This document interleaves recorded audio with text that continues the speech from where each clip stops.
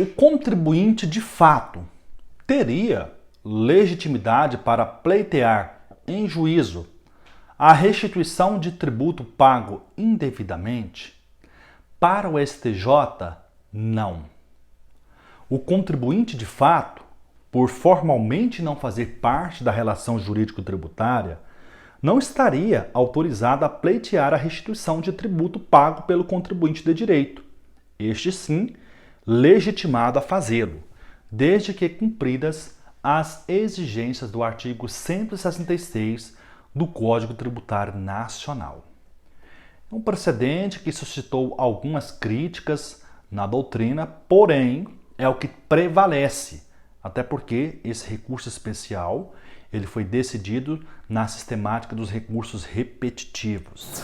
Há, porém, uma hipótese em que o Superior Tribunal de Justiça admitiu ou reconheceu ao contribuinte de fato a legitimidade para pleitear a restituição de tributo pago indevidamente. Na tela. O STJ admite a legitimidade do contribuinte de fato nas hipóteses dos usuários de serviços públicos prestados sob o regime de concessão ou permissão, a exemplo do serviço de fornecimento de energia elétrica. E observem o precedente. A primeira sessão do STJ, ao apreciar o RESP 1.299.303 de Santa Catarina, aplicando a sistemática prevista no artigo 543-C do CPC de 73, pacificou o entendimento no sentido de que o usuário de serviço de energia elétrica, que é o consumidor em operação interna, na condição de contribuinte de fato, é parte legítima para discutir a incidência do ICMS sobre a demanda contratada de energia elétrica ou para pleitear a repetição do tributo mencionado, não sendo aplicável à hipótese a orientação firmada no julgamento do RESP 903.394, na primeira sessão do STJ. Então notem, esse é um tema que é muito cobrado em prova de concurso público.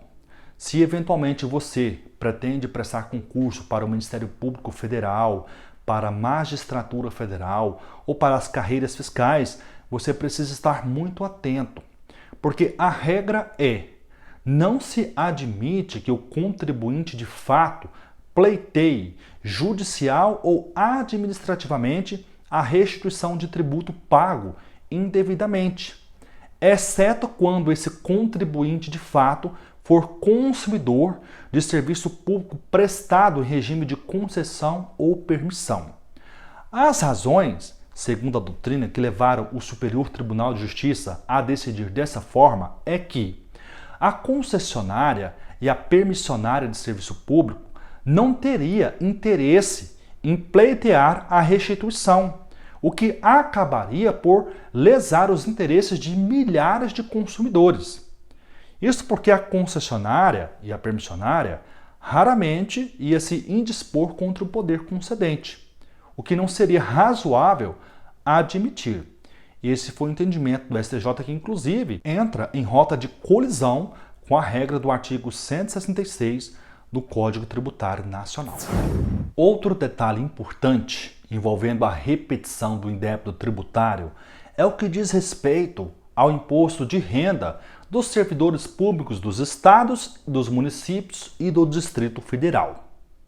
A Constituição da República, lá nos artigos 157.1, 158.1, atribui 100% do produto da arrecadação do imposto sobre renda dos servidores públicos dos estados, do DF e dos municípios a esses entes políticos. Por exemplo, eu sou servidor público no âmbito do estado de Goiás. O imposto de renda que é retido na fonte não vai para a União, pertence ao estado de Goiás. Vamos supor que eu entenda que o estado de Goiás está descontando de forma equivocada o valor do imposto de renda. Seja porque não está respeitando o limite na tabela, seja porque não está considerando que há um dependente, etc. Razões variadas. contra quem eu deveria pleitear a restituição do indébito tributário do imposto de renda?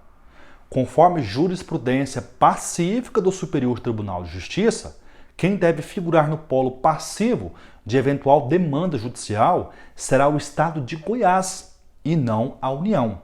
Por quê? O produto da arrecadação do imposto de renda nessa hipótese pertence ao Estado e não à União. Na tela. A União não tem legitimidade para figurar no polo passivo de ação de repetição do indébito tributário proposta por servidores públicos dos estados, do Distrito Federal e dos municípios. O produto da arrecadação do imposto da União sobre renda e proventos de qualquer natureza incidente na fonte, sobre rendimentos pagos a qualquer título por eles, suas autarquias e pelas fundações que instituírem e mantiverem, pertencem aos estados, Distrito Federal e aos municípios. E sobre o tema, o Superior Tribunal de Justiça expediu uma súmula. Muito cuidado, porque a súmula restringe o entendimento aos municípios. Porém, onde há a mesma razão, aplica-se o mesmo direito. Na tela. Os estados e o Distrito Federal são partes legítimas na ação de restituição do imposto de renda retido na fonte proposta por seus servidores. Então percebam, esse raciocínio se aplica também aos municípios. Vamos imaginar, por exemplo, que um procurador no município de São Paulo receba o teto do funcionalismo público, que é o subsídio em espécie de ministro do Supremo Tribunal Federal, conforme artigo 37, inciso 11 da Constituição da República. Vamos imaginar que esse procurador entenda que o desconto feito na fonte é indevido, que ele está pagando mais imposto de renda do que deveria. Vamos imaginar, por exemplo, que a municipalidade não esteja deduzindo o valor pago a título de contribuição previdenciária. Contra quem deverá demandar em juízo? Contra a União ou contra o município de São Paulo? Resposta: contra o município de São Paulo, em que pese a súmula 447 fazer referência tão somente aos estados e ao Distrito Federal. O Código Tributário Nacional traz uma regra específica no artigo 167 referente à restituição de juros de mora e multa moratória. Se o contribuinte efetuou o pagamento de forma indevida de tributos, de multa e de juros, ele vai ter direito à restituição, exceto na hipótese de multa não atingida pela causa da restituição. Vamos fazer a leitura do artigo 167 e, na sequência, nós vamos ver um exemplo em que isso vai ficar bem claro. Na tela. A restituição total ou parcial do tributo dá lugar à restituição na mesma proporção dos juros de mora e das penalidades pecuniárias, salvo as referentes a infrações de caráter formal não prejudicadas pela causa da restituição. Exemplo: Manassés deve R$100.000 a título de tributo para o estado de Goiás. A multa e os juros moratórios são calculados pelas taxas de 25% multa e 2% juros de mora. Se por equívoco entender que o tributo devido era de R$200.000, tendo efetuado o pagamento com atraso de 30 dias, recolher R$229.000, qual seria o valor a ser restituído? Então percebam, ele pagou, Manassés, R$200.000 de tributo, R$25.000 de multa e R$4.000 de juros, um total de R$229.000. Ocorre que o valor devido a título de tributo era de R$100.000. Como a multa é de 25%, deveria ter pago R$25.000, exatamente o valor que pagou a título de multa. Juros, 2%, deveria ter pago R$2.000 a título de juros. Logo, o valor devido é de R$127.000. Se Manassés pagou R$229.000, vai ter direito à restituição, a diferença entre R$229.000 e R$127.000. Percebam. Tributo. Ele pagou 200 mil. O valor devido era 100. Ele vai restituir, portanto, 100 mil reais. A título de multa, ele pagou 25 mil, mas ele devia 25 mil de multa. Então ele não vai restituir nada a título de multa. A título de juros, pagou 4 mil, mas devia apenas 2 mil reais. Logo, vai ter direito a restituir 2 mil reais. No total, nós temos que ele pagou 229, mas devia 127 mil. Total de restituição, 102 mil reais. Então percebam, com esse exemplo, eu tenho convicção de que ficou bem clara a redação do artigo 167 do Código Tributário Nacional.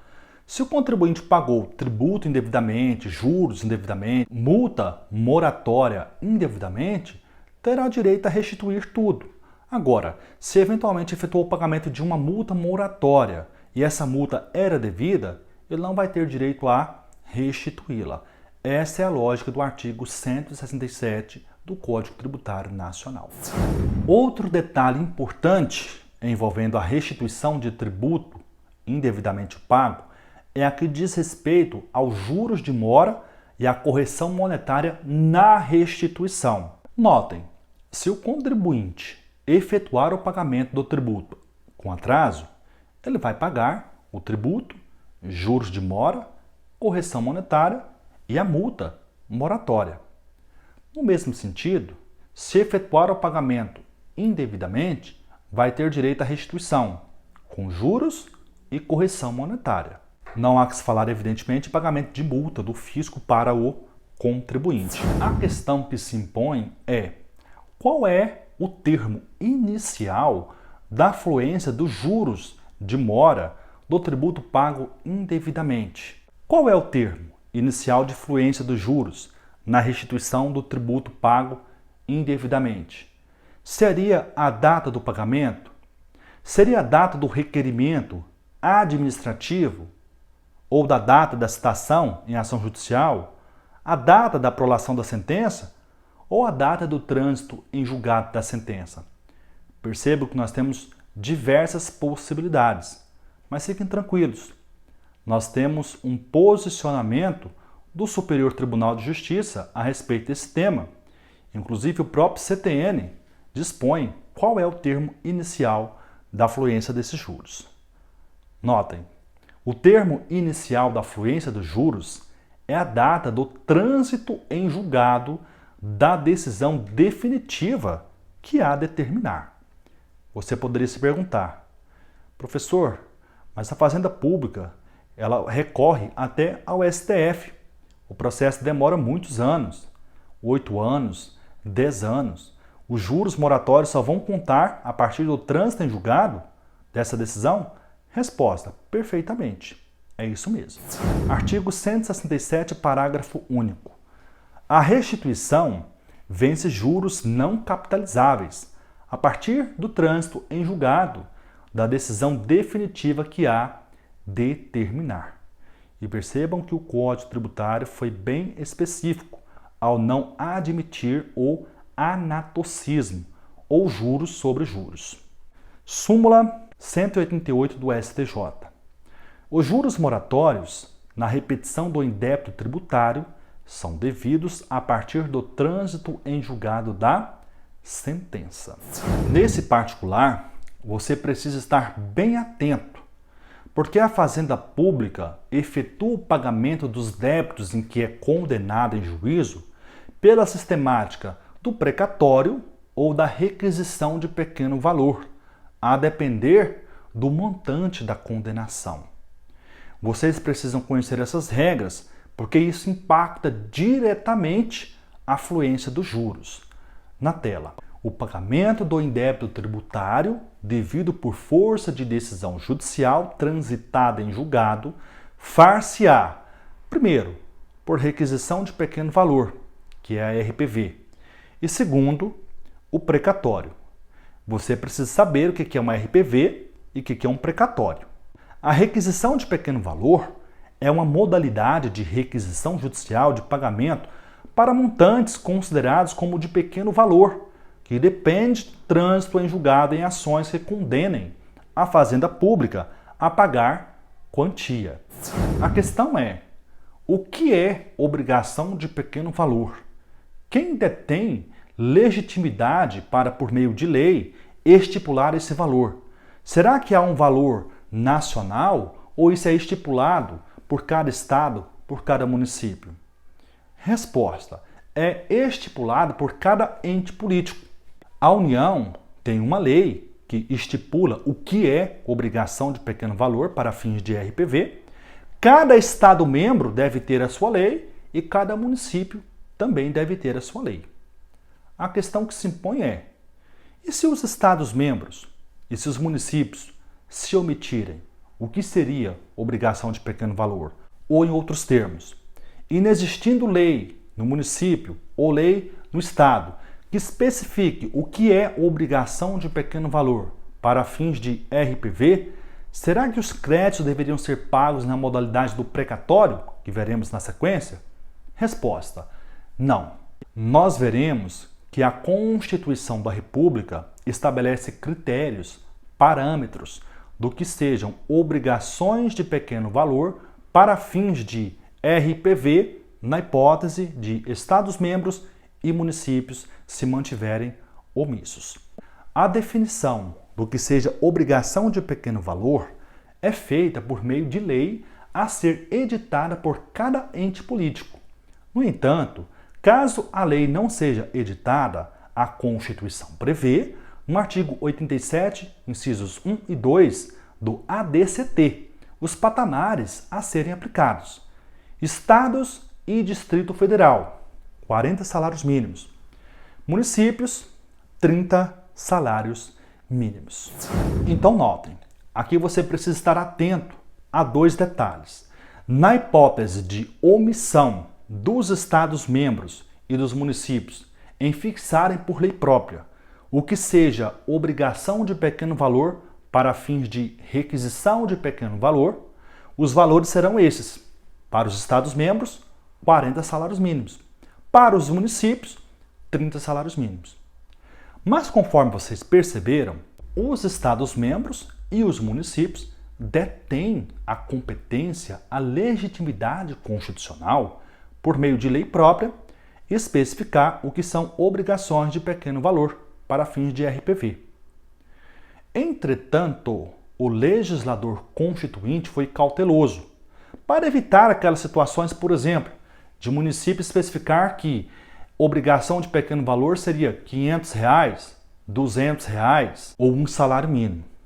O artigo 100, parágrafo 4º da Constituição da República, estabeleceu um piso mínimo para que os estados e municípios definam o que seja obrigação de pequeno valor para fins de RPV. Na tela. Atenção!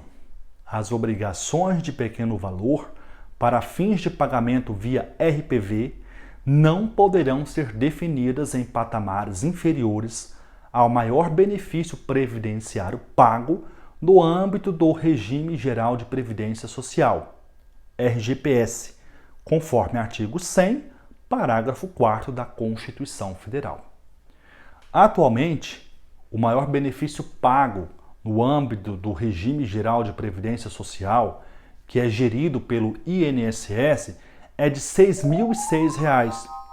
Esse seria, portanto, o menor valor que um Estado-membro e um município poderia, por lei, estipular como sendo obrigação de pequeno valor. Então percebam, se a restituição do indébito tributário, com juros e correção monetária, for igual ou inferior à obrigação de pequeno valor definida em lei pelo ente político, a autoridade judiciária irá expedir o RPV e enviar para a autoridade competente para que efetue o pagamento dentro do prazo de até 2 meses. Todavia, se o montante atualizado do indébito tributário a ser restituído for superior ao montante definido em lei como obrigação de pequeno valor, o débito será inscrito em precatório. Mas, a rigor, o que é precatório? Na tela. Precatório é requisição determinada pela autoridade judiciária as repartições públicas e assemelhadas para a previsão, nos respectivos orçamentos, de verba suficiente ao pagamento de condenações judiciais impostas à Fazenda Pública. Então percebam, meus caros, que diferentemente da requisição de pequeno valor, em que o sujeito passivo terá direito à restituição dentro de um exíguo prazo de até 2 meses, no precatório a sistemática é diferente. E notem que os bens públicos são impenhoráveis, razão pela qual, na fase de cumprimento de sentença, não é possível ao credor promover atos constritivos no afã de satisfazer o seu direito. Não existe essa possibilidade. Lamentavelmente, deverá entrar na fila cronológica dos precatórios para, quem sabe, quando Deus quiser e se Deus quiser, receber o indébito tributário.